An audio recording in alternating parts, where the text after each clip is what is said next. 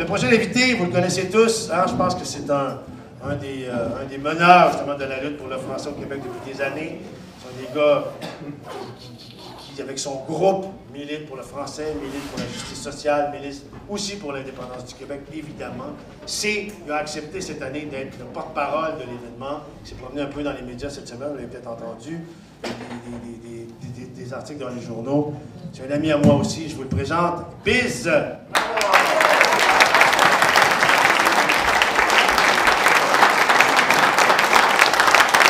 Bon après-midi, mesdames et messieurs. Il y a du monde jusque dans le fond, c'est très bon signe. Y en a-t-il qui ont le goût de se faire licher les oreilles en français cet après-midi? C'est bien parti, c'est bien parti. Nous sommes la preuve, tous ici maintenant, que cette langue française peut et doit être rassembleuse au Québec, malgré ce que plusieurs personnes nous disent. Ah, on est tanné des débats linguistiques au Québec. Bien, si tu es tanné des débats linguistiques, tu peux t'en aller en Louisiane. Il n'y en a plus de débat, là. Il n'y en a plus parce que le français est disparu. Ici, tant que le français va exister, il va y avoir des débats linguistiques. C'est normal. Depuis que le français a pris pied sur ce continent-là, il y a eu des avancées, des reculs, des luttes, des victoires, des défaites, des débats. C'est normal. Notre langue, notre posture en est une de résistance. Et cette résistance-là, ce combat-là, il peut se faire sur plusieurs fronts. Moi, il y en a un qui me tient particulièrement à cœur avec le colocasse, c'est celui du plaisir et de la séduction. C'est l'approche qu'on a décidé d'avoir aujourd'hui. Et ce n'est pas la seule façon de combattre.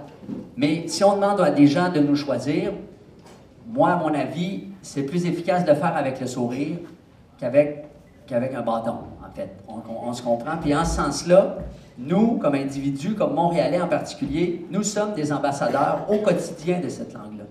C'est-à-dire que quand on parle français à quelqu'un, nous incarnons ce que représente la langue française. Donc, si on va au dépanneur, puis on baboune, puis on chiale, puis on écœure le monde en français, bien forcément, d'un point de vue psychanalytique, les gens vont associer ça à la baboune puis aux batteries. Alors, c'est à nous, en particulier, à parler français, à faire en sorte que cette langue-là existe. Et cette langue-là, elle existe quand on la parle, quand on l'utilise. Il y a des sondages qui disent, et c'est vrai, que les anglophones n'ont jamais été aussi nombreux à connaître le français. Bravo, tant mieux. Sauf que c'est pas tout de le connaître, il faut l'utiliser. À quoi sert une épée si on la laisse rouiller dans un fourreau? Alors, cette langue-là, pour qu'elle soit utilisée, il faut être deux pour parler, pour converser. Donc, si à chaque fois qu'on voit un immigrant ou un anglophone qui nous parle en français avec un accent, on switch en anglais, comment voulez-vous que cette personne-là croie en la langue? Comment voulez-vous qu'elle l'apprenne, qu'elle la bonifie, qu'elle l'améliore? Alors moi, si je vais dans un dépanneur avec une petite madame vietnamienne, puis que c'est plus long en français, bien, on apprend, on discute, c'est 40 et 27, puis la semaine prochaine, ce sera un autre mot, puis un ci, puis ça, puis à force de se rencontrer comme ça, avec le sourire, bien, on finit par donner corps à cette langue-là. Puis donc, en ce sens-là, nous, personnellement, comme individus, nous avons une responsabilité d'ambassadeur de cette langue-là pour la faire exister, pour la faire résonner avec le plus de plaisir et de bonne humeur possible. Moi, je crois énormément en cette approche-là. Puis c'est pour ça que j'ai dit à Denis que j'acceptais d'être porte-parole d'un événement comme celui-là. Parce qu'on a beaucoup, ces temps-ci, parlé du bâton coercitif de la loi 101 qui est absolument nécessaire, j'en conviens. Mais au bout du bâton, il faut qu'il y ait une carotte aussi. Ce genre d'événement-là, c'en est une carotte. Belle carotte, pas d'OGM, croquante et savoureuse. Alors, c'est pour ça qu'on y mord à pleines dents. Récemment, je suis allé sur Google Maps pour toutes sortes de raisons. J'ai regardé la carte de l'Amérique, la carte du continent américain, aux États-Unis en particulier, dans le coin de Saint-Paul, à Minneapolis, et j'ai fait ça juste pour le plaisir de regarder les noms de petits villages aux États-Unis, de petites villes, des villes de 2000 ou 1000 habitants. C'est étonnant le nombre de villes qui ont des noms francophones, des noms français. Terre-Haute, Des Moines, Saint-Paul, qui a été fondé par des... Saint-Paul, Minnesota, Minneapolis, c'est Saint-Paul qui a été fondé par des moines catholiques. Plus bas en Louisiane, ça va de Maringouin à Bâton Rouge. Donc, quand on regarde cette carte-là, on s'aperçoit que les fondements du continent américain sont d'abord autochtones, évidemment, mais après ça, sont francophones.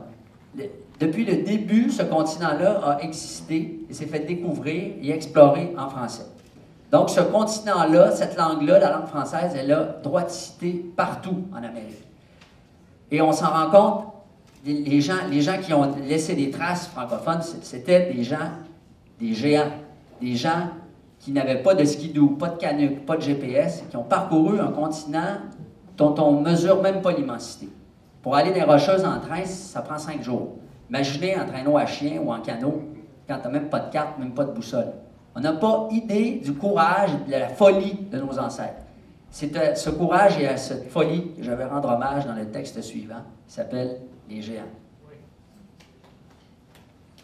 Attendez quand même que j'ai terminé, pour voir si ça vaut la peine d'être applaudi. Mais merci quand même de l'intention. Merci. Nous sommes issus d'un sol immense qui nous a tissés, métissés, rebus de brins de laine, tressés, très serrés, sans couture, au sein d'une ceinture fléchée, comme quelques queues clinquantes de comètes effilochées. Et si l'on suit le fil de notre texte, il mène à la sortie du labyrinthe de Pan, qui nous éreinte depuis qu'ils ont mis nos torts dedans. Ils ont conquis nos territoires, pillé notre histoire et volé notre mémoire. Avec leurs thèses de fous, ils nous ont dit « Taisez-vous, vous êtes comme Thésée, sans sa ficelle, perdus, déboussolés. Vous n'êtes pas vous, vous êtes nous, vous êtes dissous, vous ne valez pas dissous. Notre substrat vous subsume et la comparaison vous consume. » Faux! Nous venons d'avant, nous sommes antérieurs. Nous sommes des créateurs, pas des créatures, pas des caricatures. Notre maison n'a pas de cloison, mais 4 saisons. Acclimatés au climat et faisant fi du frima, nous avons parcouru par ces artères tout un continent titan. Notre espèce s'aspire à l'espace et son empreinte est partout.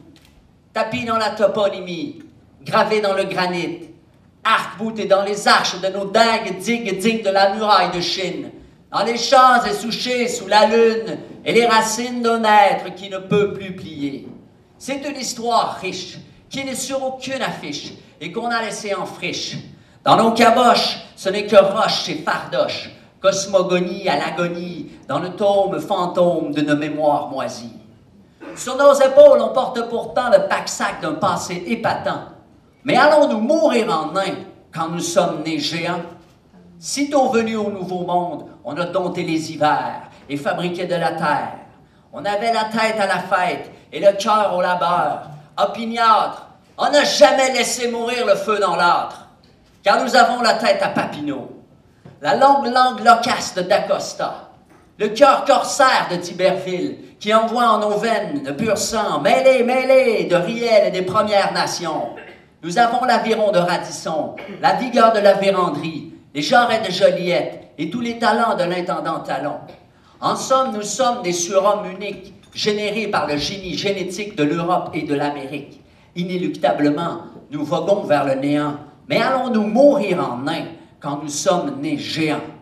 Merci beaucoup, bonne journée.